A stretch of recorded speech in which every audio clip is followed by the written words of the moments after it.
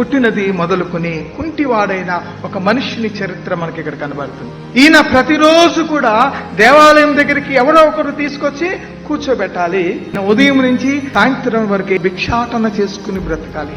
మనుషులు దానమైతే చేయగలుగుతున్నారు కానీ అతని యొక్క స్వస్థతను ఎవరు కూడా బాగు చేయలేకపోతున్నారు.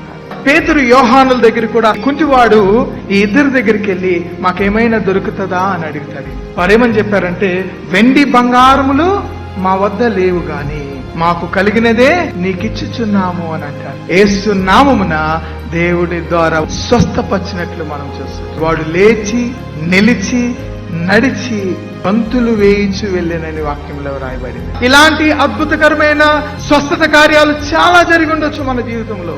హృదయ అంతరంగములో నుండి దేవునిని స్తుతించే బిడ్డలుగా, విశ్వాసులుగా మనం ఉండగలుగుతున్నామా? మనలను మనము పునః పరిశీలన చేసుకుందాం ప్రియమైన బిడ్డలారా.